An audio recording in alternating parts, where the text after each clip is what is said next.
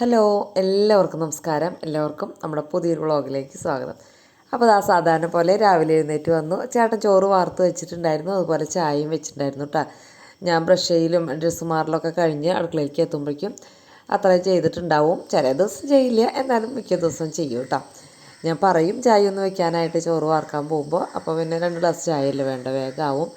അത് കഴിഞ്ഞതാ അപ്പോൾ അതൊക്കെ വന്നിരുന്ന് ആ ചായയൊക്കെ ഒന്ന് കുടിക്കുകയാണ് കേട്ടോ. ബ്രേക്ക്ഫാസ്റ്റ് ഉണ്ടാക്കുന്ന ദിവസമാണെങ്കിൽ പറ്റില്ല, ഇന്ന് കറികളൊന്നും കാര്യമായിട്ടൊന്നും ഉണ്ടാക്കണില്ല, അപ്പോൾ പിന്നെ തിരക്കില്ല കേട്ടോ. 5:45 6 മണി അങ്ങോട്ട് ആവണുള്ളൂ. നല്ല ഇരുട്ടുണ്ട് കേട്ടോ. അപ്പം ഞാനത് കാരണം ലൈറ്റ് ഇട്ടത്, ക്യാമറയിൽ കാണുന്ന കാരനാണ് ലൈറ്റ് ഇട്ടത്, അല്ലെങ്കിൽ ഞാൻ ലൈറ്റൊന്നും ഇടില്ല. എന്താ വെച്ചാൽ ഇരുട്ടത്ത് ഇരിക്കുക അതല്ലേ ഒരു സുഖം, നല്ല തണുപ്പും ഇരുട്ടും അതൊക്കെ നല്ല രസമാണല്ലോ. അപ്പോൾ അങ്ങനെ ഇടുള്ളൂ, വീഡിയോയിലൊന്ന് കാണാൻ വേണ്ടി മാത്രം അങ്ങനെ ലൈറ്റ് ഇട്ടുമെന്ന് മാത്രം കേട്ടോ. അത് കഴിഞ്ഞതാ ഞാൻ അടുക്കളയിലേക്ക് വന്നു. ചേട്ടൻ്റെ തുറന്ന് കണ്ടിട്ട് ചേട്ടൻ്റെ മുറ്റത്തൊക്കെ ഒന്ന് നടക്കുന്ന ശീലമുണ്ട്. പിന്നെ നമ്മളിവിടെ തുരപ്പം കുത്തണതും അങ്ങനെ ഓരോ ചെടികൾ മുളയ്ക്കുന്നത് അങ്ങനത്തെ ഒക്കെ ഓരോന്നൊക്കെ നോക്കലും പിന്നെ അതൊരു രസമാണല്ലോ, നേരം വെളുക്കുമ്പോൾ എഴുന്നേറ്റ് മുറ്റത്തൊക്കെ നടക്കണത്. അപ്പോൾ പരിപ്പും ചീരിയും കുത്തി കാച്ചണതാണ് ഇന്നത്തെ കറി എന്ന് പറയുന്നത്. അപ്പോൾ അത് കാരണം കൊണ്ട് അത് റെസിപ്പി ഒന്നും പറയാൻ മാത്രം ഒന്നും ഇല്ല അല്ലേ, ഞാൻ കാണിച്ചിട്ടുണ്ട്. അപ്പോൾ ചീരിയും പരിപ്പും കൂടി ഒരുമിച്ചിട്ട് രണ്ടായിട്ട് അടിച്ച് ഓവറായിട്ട് വേവിക്കണ്ട. പിന്നെ ഉള്ളിയും മുളകും കാച്ചി മൂപ്പിച്ച് കാച്ചുക കേട്ടോ, അത്രയേ വേണ്ടോ. ഞാൻ ഷോർട്ട് വീഡിയോ ഇട്ടിട്ടുണ്ടെന്നാണ് എൻ്റെ ഒരു ഓർമ്മ കേട്ടോ. ഇട്ടിട്ടില്ലെങ്കിൽ കമൻറ്റ് ഇട്ടാൽ മതി, ഞാനിത് ഷോർട്ടായിട്ട് ഇടാം. 2 രീതിയിൽ ചെയ്യാൻ നമുക്കിത്. ഇത് എളുപ്പത്തിലുള്ള രീതിയാണ് കേട്ടോ ഞാൻ ചെയ്തത്. അപ്പോൾ അങ്ങനെ ഒരു ഇത്തിരി വെള്ളമൊഴിച്ച് അത് അടുപ്പത്തേക്ക് വെക്കുകയാണ്. പിന്നെ നമ്മൾ മക്കളുടെ കാര്യമാണല്ലേ പറയാൻ വന്നത്. പാരൻറ്റിങ് വീഡിയോ ഒക്കെ ചെയ്യാനൊക്കെ അനു പറഞ്ഞിട്ടുണ്ടായിരുന്നു, പക്ഷേ എനിക്കെന്തോ അങ്ങനെ ഡീറ്റെയിൽ ആയിട്ട് പറയാൻ മാത്രം ഒന്നുമില്ല എന്ന് എനിക്ക് തോന്നുന്നത് കേട്ടോ. ഇപ്പോഴത്തെ അറിവ് എല്ലാവരും അച്ഛനമ്മമാരൊക്കെ ഒരുവിധ അറിവുള്ളവർ തന്നെയാണ്. എന്നുവെച്ചാൽ സോഷ്യൽ മീഡിയ ഒക്കെ ഇതേപോലെയുള്ള ഏത് വീഡിയോയും എന്ത് വേണമെങ്കിലും നമുക്ക് കിട്ടും. എന്നാലും നമ്മുടെ കൂട്ടുകാരികൾക്ക് വേണ്ടി ഒന്നും പറഞ്ഞു പോകണമെന്ന് മാത്രം. ഞാൻ അത്ര പെർഫെക്റ്റായ ഒരു അമ്മയൊന്നുമല്ല, എന്നാൽ കൂടി ഞാൻ ചെയ്യുന്ന രീതി കേട്ടോ. അതിൻ്റെ ഒപ്പം ഉണക്കമീൻ വറുത്തതുണ്ട്, പിന്നെ നമ്മുടെ നെല്ലിക്ക അച്ചാറുണ്ട് കേട്ടോ. അപ്പോൾ അതിനിടയ്ക്ക് വേറെ ഇതിലേക്ക് പോയില്ലേ. അച്ചാറിൽ വിനാഗിരി ഒഴിക്കണില്ലേ എന്ന് ചോദിച്ചിട്ടുണ്ടായിരുന്നു. വിനാഗിരി ഒഴിക്കുന്നത് എനിക്ക് ഒട്ടും ഇഷ്ടമല്ല. എണ്ണ ആവശ്യത്തിനുണ്ടെങ്കിൽ പിന്നെ വിനാഗിരി ചേർക്കേണ്ട ആവശ്യമില്ല കേട്ടോ. അപ്പോൾ അത് കാരണം വിനാഗിരി വേണമെങ്കിൽ ഒഴിക്കാം, കൂടുതൽ ദിവസമൊക്കെ ഇരിക്കുന്ന കൂടുതൽ അച്ചാർ ഉണ്ടാക്കണം ആണെങ്കിൽ വിനാഗിരി വേണമെങ്കിൽ ഒഴിക്കാം കേട്ടോ.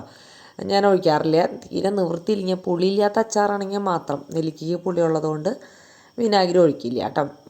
അപ്പോൾ അതൊന്ന് പകർത്തി വയ്ക്കുകയാണ്.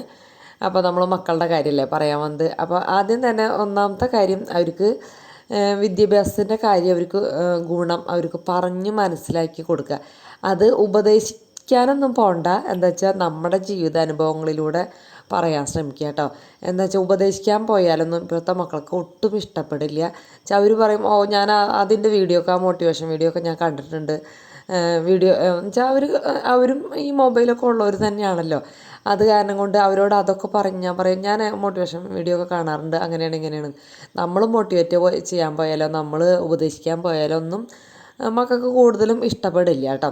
അപ്പം ഞാൻ ചെയ്യണ ഒരു കാര്യം എന്ന് വെച്ചാൽ എൻ്റെ ചെറുപ്പത്തിലേ തുടങ്ങിയുള്ള എൻ്റെ ജീവിതത്തിലെ അനുഭവങ്ങൾ, കുറേ അനുഭവങ്ങളുണ്ട് എനിക്ക്. അതിലും കൂടുതലുള്ളവരും ഇതിലും കുറവുള്ളവരൊക്കെ ഉണ്ട്. എന്നാലും എനിക്ക് 10ാം ക്ലാസ് വരെ പഠിക്കാൻ സാധിച്ചിട്ടുള്ളൂ. ഫസ്റ്റ് ക്ലാസ് ഉണ്ടായിരുന്നു കേട്ടോ. പക്ഷേ പഠിക്കാത്തതിലൊക്കെ ഭയങ്കര സങ്കടം ഉണ്ടായിരുന്നു, പഠിക്കാൻ സാധിച്ചില്ല. അപ്പോൾ അതിൻ്റെ ഒരു കാര്യങ്ങളും അപ്പം ഉണ്ടായ കാര്യങ്ങളും ഒക്കെ അങ്ങനെ. പിന്നെ ഞാനിപ്പോൾ ജോലിക്ക് പോകുമ്പോഴും എപ്പോഴും അതിനെ പറ്റിയുള്ള വിവരങ്ങൾ ഞാൻ എൻ്റെ മക്കൾക്ക് പറഞ്ഞു കൊടുക്കണ കാര്യമല്ലേ എനിക്ക് പറയാൻ പറ്റുള്ളൂ. അപ്പോൾ അത് പറയുന്നു മാത്രം കേട്ടോ. അപ്പോൾ അതൊക്കെ ഇങ്ങനെ എൻ്റെ ഒരു കഥ പോലെ അല്ലെങ്കിൽ അവർ നമ്മുടെ അടുത്ത് വന്നിരിക്കുമ്പോൾ അമ്മയുടെ പണ്ടത്തെ വിശേഷങ്ങൾ അല്ലെങ്കിൽ അമ്മയുടെ ജോലി സ്ഥലത്തെ വിശേഷങ്ങൾ എന്ന രീതിയിലാണ് ഞാൻ അവർക്ക് പറഞ്ഞു കൊടുക്കുക കേട്ടോ. അതുകൊണ്ട് തന്നെ അവർക്ക് ചെറുപ്പത്തിലൊക്കെ ഞാൻ ഇരുത്തി പഠിപ്പിച്ചിട്ടുണ്ട്. ശ്രീകുട്ടനെ ഒരു 3ാം ക്ലാസ് വരെ പഠിപ്പിച്ചിട്ടുള്ളൂ, പിന്നെ അവൻ തനിയെ പഠിച്ചു. ആദ്യത്തിന് അത്രയ്ക്കും അങ്ങോട്ട് എത്തിക്കാൻ എനിക്ക് പറ്റിയില്ല, ജോലിക്കൊക്കെ പോയി അങ്ങനെ ഇത്. എന്നാലും പിന്നെ ആദ്യത്തിന് കൊറോണ ടൈമിൽ ക്ലാസ്സുകൾ നഷ്ടപ്പെട്ടതുകൊണ്ടാണ് അവന് ഇത്തിരി മാർക്ക് കുറഞ്ഞത് കേട്ടോ. ബാക്കി എല്ലാ ക്ലാസ്സും ഫസ്റ്റായിട്ട് ആനിവേഴ്സറിക്ക് സമ്മാനം മേടിക്കും കേട്ടോ. എല്ലാ പരീക്ഷയ്ക്കും ഫസ്റ്റ് മേടിച്ച ആനിവേഴ്സറിക്ക് സമ്മാനം കിട്ടില്ല. അങ്ങനെയായിരുന്നു 2 പേരും. ഇപ്പോൾ അത്രയ്ക്ക് അങ്ങോട്ടില്ല, എന്നാലും തരക്കേടില്ലാണ്ട് പഠിക്കും. ഇത് ഞാൻ പഠിക്കുകയെന്ന് പറഞ്ഞിട്ടോ അങ്ങനെയൊന്നുമല്ല കേട്ടോ അവർ പഠിക്കാറ്. പഠിക്കുമെന്ന് ഞാൻ പറയുകയൊക്കെ ചെയ്യും, പഠിക്കുന്നുണ്ട് അല്ലെങ്കിൽ ഞാൻ ശ്രദ്ധിക്കുന്നുണ്ട് എന്ന് അവർ അവരെ ബോധ്യപ്പെടുത്തും. ഞാൻ അവർ പഠിക്കുന്നുണ്ടോയെന്ന് ശ്രദ്ധിക്കുന്നൊക്കെ ബോധ്യപ്പെടുത്തുകയൊക്കെ ചെയ്യും. അത് വിചാരിച്ചിട്ട് ഞാൻ പഠിക്കാൻ പറയണോണ്ടോ ഒന്നുമല്ല കേട്ടോ അവർ പഠിക്കുന്നത്. അവർക്ക് ഇന്നതാവണം അല്ലെങ്കിൽ ഇന്നത് പഠിക്കണം എന്നവർക്ക് കറക്റ്റ് ഒരു ഇതുണ്ട് കേട്ടോ. അത് അങ്ങനെ നമ്മുടെ കാര്യങ്ങളൊക്കെ പറഞ്ഞു കൊടുക്കാൻ നല്ലത്, അല്ലാണ്ട് പിള്ളേരെ ഉപദേശിക്കാൻ പോകണ്ട. പിന്നെ അതുപോലെ മൊബൈൽ ഉപയോഗിക്കുന്ന കാര്യങ്ങളും അതിൻ്റെ ദോഷങ്ങളൊക്കെ നമ്മൾ ഒരവസരത്തിനനുസരിച്ച് മാത്രം പറഞ്ഞു കൊടുക്കുക. അതും ഉപദേശിക്കാനായിട്ട് പോകാണ്ടിരിക്കുകയാണ് നല്ലതെന്ന് എനിക്ക് തോന്നുന്നു കേട്ടോ. ഞാനങ്ങനെയാണ് ചെയ്യാറ്. അങ്ങനെ ഉപദേശമായിട്ടൊന്നും ചെയ്യില്ല. ചിലപ്പോൾ ഒക്കെ വഴക്ക് പറയുന്ന സാഹചര്യങ്ങളും ഉണ്ട് കേട്ടോ. ദേഷ്യം വന്നാൽ അപ്പോൾ അവർ പെട്ടെന്ന് തന്നെ അവർ ശരിയാവും. വഴക്ക് പറയേണ്ട ഒരു അവസ്ഥ വന്നു കഴിഞ്ഞാൽ പെട്ടെന്ന് തന്നെ അങ്ങോട്ട് ശരിയാവും കേട്ടോ. അങ്ങനെയാണ്. പിന്നെ അതുപോലെ തന്നെ ഫുഡ് കഴിക്കണ കാര്യത്തിൽ കേട്ടോ, നമ്മൾ ഫുഡ് കഴിക്കണ നേരത്ത് അവരെ വിളിച്ച് പരമാവധി രാവിലെ നമുക്ക് പറ്റില്ല, ഉച്ചയ്ക്കും പറ്റില്ല, വൈകുന്നേരമാണ് പരമാവധി പറ്റുള്ളൂ. പക്ഷേ അവർ പഠിക്കണ നേരമാണ്, അവരിപ്പോൾ എന്തെങ്കിലും കഴിച്ചിട്ട് പോയിരിക്കുന്ന നേരമാണെങ്കിൽ നിർബന്ധിക്കൊന്നുമില്ല ഞാൻ. പക്ഷേ അല്ല, അവർ കഴിച്ചിട്ടില്ലെങ്കിൽ അവരോട് പറയും പാകമായിട്ടുണ്ട് കേട്ടോ, വായോ കഴിക്കാൻ. അങ്ങനെ പറയുമ്പോൾ മിക്കവാറും വരും. അപ്പോൾ അങ്ങനെ ഒരു നേരമെങ്കിലും നമ്മുടെ അടുത്തിരുത്തിയൊന്നും ഭക്ഷണം കഴിക്കുക. അതേപോലെ തന്നെ നമുക്ക് എന്ത് വയ്യായ്കളുണ്ടെങ്കിലും എന്ത് കാശിൻ്റെ പ്രോബ്ലം ഉണ്ടെങ്കിലും വെറുതെ അവർക്ക് ടെൻഷൻ വരേണ്ട വിധത്തിലൊന്നും പറയണ്ട. പക്ഷേ ഒരു വെറുതെ ഒന്നും നമ്മളിങ്ങനെ പറഞ്ഞു പോയി, അതുപോലെയൊക്കെ ഒന്ന് പറഞ്ഞു പോയാൽ നമ്മൾ വീട്ടിലെ സാഹചര്യങ്ങളും കൂടിയും മക്കൾ മനസ്സിലാക്കും കേട്ടോ. എൻ്റെ അനുഭവങ്ങളിൽ കൂടിയാണ് കേട്ടോ ഞാൻ കൂട്ടുകാർക്ക് ഇത് പറയണത്. എന്നെക്കാളും നല്ല അനുഭവം ഉള്ളവരും ഈ വീഡിയോ കാണുന്നവരുണ്ടാവും, എന്നാലും അറിയാത്തവരും ഉണ്ടാവില്ല. അപ്പം അതുകൊണ്ട് പറയണമെന്ന് മാത്രം. പിന്നെ ഞാൻ ഓഫീസിലെ വിശേഷങ്ങളും, അവിടെ കുറേ ആൺപിള്ളേരുണ്ട് കേട്ടോ, ചെറിയ കുട്ടികൾ എന്ന് പറഞ്ഞാൽ 10-24 വയസ്സുള്ളവരൊക്കെ. അപ്പോൾ അവരുടെ വിശേഷങ്ങളും ഒക്കെ ഇങ്ങനെ വന്ന് പറയും. സ്വഭാവത്തിൻ്റെ കാര്യത്തിലായാലും നല്ലതാണെങ്കിൽ നല്ലത്, മോശമാണെങ്കിൽ മോശം. എനിക്ക് വിഷമിപ്പിക്കുന്ന കാര്യങ്ങൾ, അപ്പോൾ അവരെന്നെ വിഷമിപ്പിച്ചിട്ടൊന്നുമല്ല, പക്ഷേ അവരെ നമ്മൾ മക്കളായി കാണുമ്പോൾ അവരിലുള്ള പോരായ്മകളൊക്കെ ഉണ്ടാവുമല്ലോ. അപ്പോൾ അങ്ങനത്തെ കാര്യങ്ങളൊക്കെ വിഷമമായി അങ്ങനെയാണ് ഇങ്ങനെയാണെന്നൊക്കെ വന്ന് അങ്ങനെയൊക്കെ പറയും. അപ്പോൾ അവർക്കത് മനസ്സിലാവുമെന്നാണ് എൻ്റെ ഒരു വിശ്വാസം കേട്ടോ. ഇതുവരെയും അങ്ങനെയാണ് മനസ്സിലായിട്ടുണ്ട്. അപ്പോൾ കൂട്ടുകാരായാലും അങ്ങനെ അനുഭവങ്ങളിൽ കൂടെ നമ്മൾ ഒരു കഥ പോലെയൊക്കെയാണ് കുട്ടികളോട് പറയേണ്ടത് കേട്ടോ. ഉപദേശിക്കാനോ നിർബന്ധിക്കാനോ ഒന്നും ഇപ്പോഴത്തെ ഒന്നല്ല, ഏത് പ്രായത്തിലും നമ്മളെ ഒരാൾ ഉപദേശിക്കാൻ വന്നാൽ നമുക്ക് ഇഷ്ടപ്പെടില്ലല്ലോ. അന്ന് അവരുടെ അനുഭവം നമ്മളോട് പറയുകയാണെങ്കിൽ നമ്മളത് ശ്രദ്ധിച്ചിരിക്കും.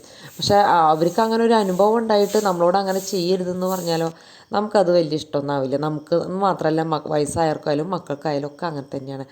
ഒരാളെ പഠിപ്പിക്കാൻ വരുന്നതോ ഉപദേശിക്കാൻ വരുന്നതോ ഒന്നും കൂടുതലും ഇഷ്ടപ്പെടില്ല. പിന്നെ അപ്പോൾ ചിലവർ കുഴപ്പമുണ്ടാവില്ല, ചിലവർ കുഴപ്പമുണ്ടാവും. അങ്ങനെയൊക്കെ തന്നെയാണ് അല്ലേ, എല്ലാവരും അങ്ങനെ തന്നെയാണ്. ഇപ്പോൾ എൻ്റെ അനുഭവം വേറെ ഒരാളോട് പറഞ്ഞാൽ എനിക്ക് നിന്നേറ്റവും കൂടുതൽ അനുഭവങ്ങളുണ്ട് എന്നുള്ള രീതിയിൽ സംസാരിക്കണവരുണ്ട്.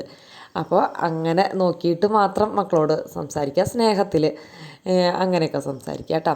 ഇത്രയാണ് എൻ്റെ ഒരു അഭിപ്രായം മക്കളെ പറ്റിയിട്ട്. കൂട്ടുകാരുടെ അഭിപ്രായങ്ങൾ താഴെ കമൻ്റായിട്ട് എഴുതുക കേട്ടോ. ഓരോരുത്തർക്കും മക്കളെ പറ്റിയായാലും ഒക്കെ ഓരോ അനുഭവങ്ങളൊക്കെ ഉണ്ടാവുമല്ലോ. അപ്പോൾ ഒക്കെ പറ്റണത് അപ്പം മറ്റുള്ളവർക്കും കൂടി അത് വായിക്കാനും ആ ഒരു അറിവ് കിട്ടാനും പറ്റുമല്ലോ. അപ്പോൾ അതാ വൈകുന്നേരം വന്നിട്ട് കക്കറോട്ടിയാണ് ഞാൻ ഉണ്ടാക്കണത് കേട്ടോ. ഞാൻ അങ്ങനെ കക്കറോട്ടി ഉണ്ടാക്കിയിട്ടൊന്നുമില്ല, പക്ഷേ ഇന്ന് ഉണ്ടാക്കാമെന്ന് വിചാരിച്ചു. ബീഫൊന്നുമില്ല, മുട്ട മേടിച്ചുകൊണ്ടിരാൻ പറഞ്ഞിട്ടുണ്ട് ചേട്ടനോട്.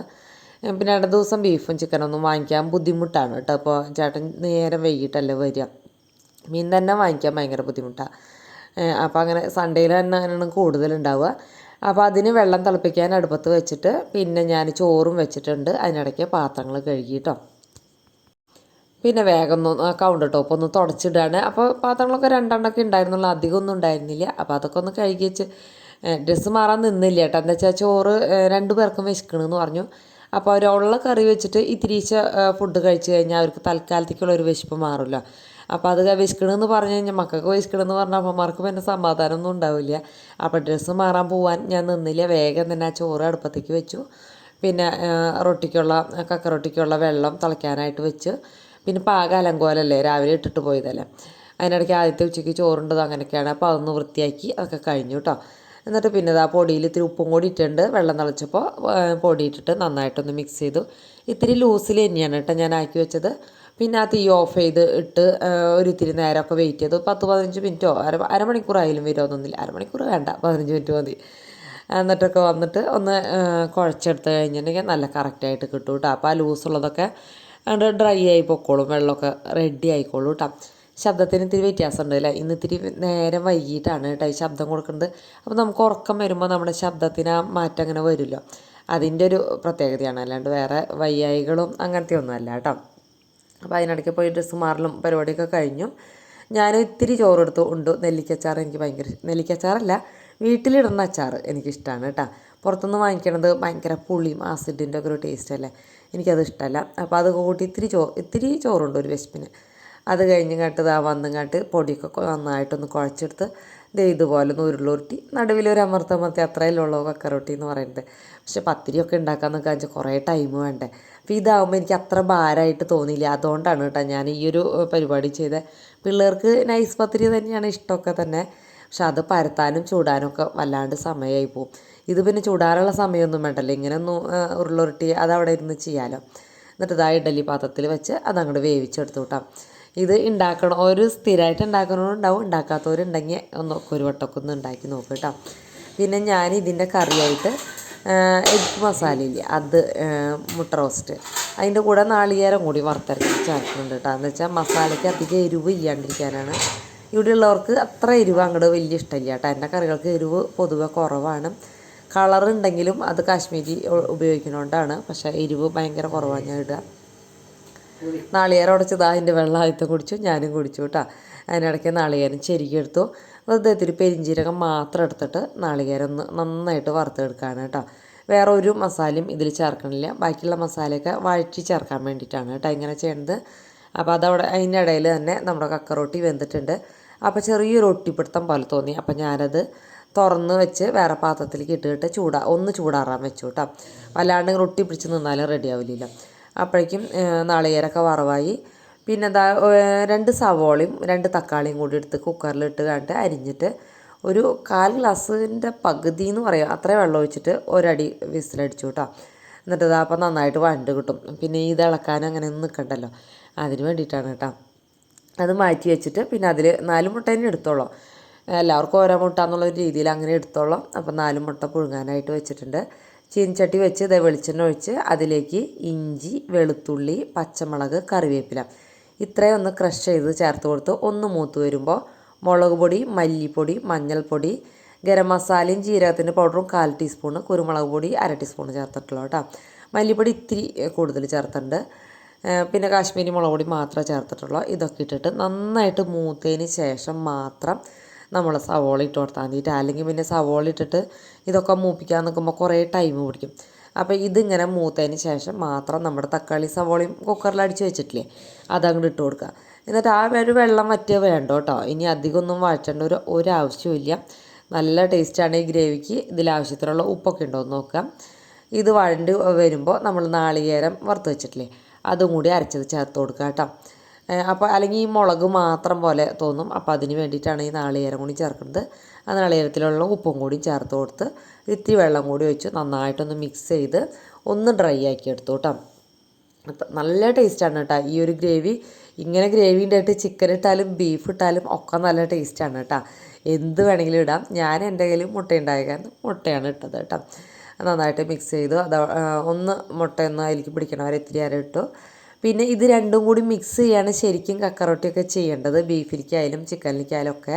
പക്ഷെ ഞാനത് മിക്സ് ചെയ്യാൻ നിന്നില്ല കേട്ടോ. എന്ന് വെച്ചാൽ എൻ്റെ മക്കൾക്ക് ഇഷ്ടപ്പെടുമെന്ന് എനിക്ക് തോന്നിയില്ല. പിന്നെ ഇപ്പോൾ ഇത്തിരി ബാലൻസ് ഉണ്ടെങ്കിൽ പിറ്റേ ദിവസത്തേക്ക് അതൊരു ബുദ്ധിമുട്ടായിട്ട് തോന്നി എനിക്ക്. അത് കാരണം ഞാൻ സെപ്പറേറ്റ് വെച്ചിട്ട് കൊടുക്കുകയാണ് കേട്ടോ ചെയ്തത്. അപ്പോൾ പിന്നെ അത് മുക്കി കഴിക്കാമല്ലോ. അടിപൊളിയായിരുന്നു കേട്ടോ, നല്ല ടേസ്റ്റ് ഉണ്ടായിരുന്നു. അപ്പോൾ കൂട്ടുകാരൊന്ന് ഇതേപോലെ ഒരു പ്രാവശ്യം വെച്ച് നോക്കിയോളാം.